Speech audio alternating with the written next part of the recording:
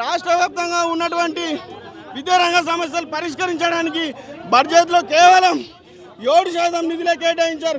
ఈలో మేనిఫెస్టోలో కనీసం 15% నిధులు కేటాయిస్తున్నారు. కానీ తీరా బడ్జెట్లో విద్యారంగానికి అన్యాయం చేసింది. ఈరోజు విద్యారంగానికి నష్టం జరిగింది. పెండింగ్ స్కాలర్షిప్లు ఉన్నాయి. ఒక జాబ్ క్యాలెండర్ కూడా విడుదలయ్యేటువంటి పరిస్థితులు కాబట్టి వెంటనే విడుదల చేయాలి. తెలంగాణ రాష్ట్ర వ్యాప్తంగా ఈరోజు పీడిఎస్ చలో అసెంబ్లీకి పిలుపునిచ్చింది. ఎందుకంటే రాష్ట్ర బడ్జెట్లో విద్యారంగానికి 15% నిధులు కేటాయిస్తామని వాళ్ళ మేనిఫెస్టోలో ప్రకటించినా కానీ తీరిగా 7% మాత్రమే ఈరోజు చెల్లించినటువంటి పరిస్థితి ఉన్నది. వెంటనే విద్యారంగానికి అధిక నిధులు కేటాయించాలి. జాబ్ క్యాలెండర్ విడుదల చేయాలి.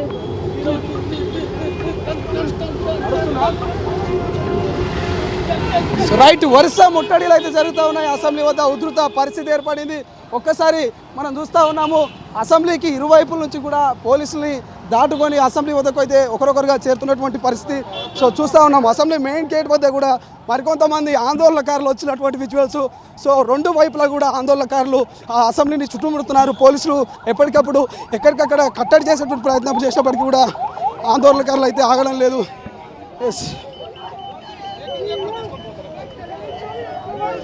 శ్యామ్ ఉన్నాడు. శ్యామ్, ఈరోజు రాష్ట్ర కాంగ్రెస్ ప్రభుత్వం తన మేనిఫెస్టోలో విద్యారంగానికి 15% నిధులు కేటాయిస్తానని ప్రకటించినప్పటికీ ఈరోజు విద్యారంగానికి సరైన నిధులు కేటాయించకపోవడం మూలంగా ఈరోజు పీడిఎస్ ఆధ్వర్యంలో అసెంబ్లీ ముట్టడించడం జరుగుతుంది.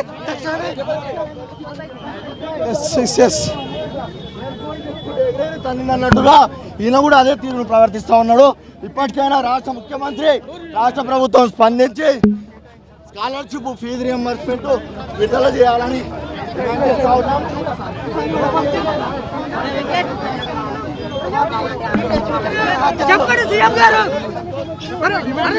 ఈరోజు కాంగ్రెస్ ప్రభుత్వం తమ మేనిఫెస్టోలో 15% నిధులు కేటాయిస్తానని ప్రకటించినప్పుడు కూడా కేవలం 7% నిధులు కేటాయించింది.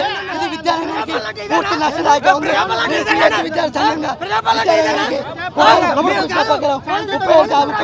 కేటాయించడం డిమాండ్ చేస్తున్నాం. అదేవిధంగా రాష్ట్ర వ్యాప్తంగా పెండింగ్ లో ఉన్న ఫీజు రియంబర్స్మెంట్ విడుదల చేయాలి. ఏదైతే అసెంబ్లీలో జాబ్ క్యాలెండర్ ప్రకటిస్తామని చెప్పారో అది ప్రకటించట్లేదు. ఇది కూడా ప్రజాప్రభుత్వం అని చెప్పి విద్యార్థులందరూ కూడా నొక్కుతున్న పరిస్థితి. తక్షణమే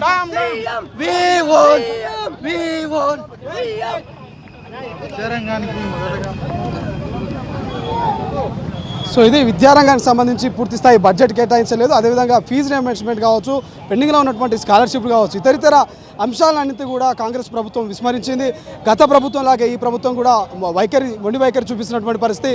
నిరుద్యోగులకు ఇవ్వాల్సినటువంటి ఉద్యోగాలు కావచ్చు, 2 లక్షల ఉద్యోగాలు కావచ్చు, జాబ్ క్యాలెండర్ కావచ్చు, నిరుద్యోగ వృత్తి కావచ్చు, ఏ పెండింగ్లో ఉన్నాయో అవన్నీ కూడా ఖచ్చితంగా ప్రభుత్వం ఇచ్చేంత వరకు ఖచ్చితంగా మా పోరాటం ఆపడం, మా డిమాండ్స్ అన్ని కూడా ప్రభుత్వం నెరవేర్చాలనేది ప్రధాన డిమాండ్గా కనిపిస్తుంది.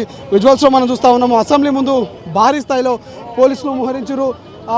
అసెంబ్లీకి నలువైపుల నుంచి కూడా ఇటు ఆందోళనకారులు ఏ క్షణమైనా ముట్టడించేటువంటి అవకాశం కనిపిస్తుంది. ఒకరొకరుగా ఇద్దరిద్దరుగా వచ్చి అసెంబ్లీని ముట్టడించే ప్రయత్నం చేస్తున్నారు. తమ డిమాండ్ను ప్రభుత్వానికి తెలియజేయాలంటూ కూడా వాళ్ళు విన్నపించుకున్నటువంటి పరిస్థితి. సో ఇది తాజా అప్డేట్స్. అయితే ఇక మరికొంతమంది ఆందోళనకారులు కూడా అసెంబ్లీ ముట్టడికి వచ్చేటువంటి అవకాశం కనిపిస్తుంది. సో ప్రధానంగా ఇప్పటికీ పీడిఎస్కు సంబంధించినటువంటి నాయకులు, ఆటో యూనియన్ నాయకులు, ఆటో డ్రైవర్లు వచ్చినటువంటి పరిస్థితి. మరికొద్దిసేపట్లో బీజేఎం ఇక మహిళా మోర్చా నాయకులు కూడా వచ్చేటువంటి అవకాశం ఉన్నట్టు కూడా కొంత సమాచారం అందుతుంది. సో చూద్దాం, తాజా సమాచారం అయితే మీకు అందిస్తూ ఉంటాము. ఏదేమైనా కొంత టెన్షన్ వాతావరణం కనిపిస్తుంది. ఎందుకంటే నిన్న మొన్నటి వరకు దాదాపు 6 రోజుల పాటు అసెంబ్లీ సమావేశాలు నడిస్తే ఏ రోజు కూడా ఇక్కడి వరకు ఆందోళనకారులు వచ్చినటువంటి పరిస్థితి లేదు. కానీ వాళ్ళ ప్రధానంగా అసెంబ్లీ మెయిన్ గేట్ వరకు కూడా ఆందోళనకారులు వచ్చేటువంటి ప్రయత్నం చేస్తారు. అప్పటికి పోలీసులు అడ్డుకున్నారు. సో చూద్దాం, మరి ఇంకొంతమంది ఆందోళనకారులు వస్తున్నటువంటి సమాచారం ఉంది. సో వాళ్ళు ఏం చేస్తారు, మరి ఎటువంటి ముట్టడికి వాళ్ళు సిద్ధమవుతున్నారు, వాళ్ళ డిమాండ్స్ ఏంటో కూడా తెలుసుకునేటువంటి ప్రయత్నం చేద్దాం. అసలైన తొలి వెలుగు. ఫాలో వాట్సాప్ @తొలి వెలుగు official.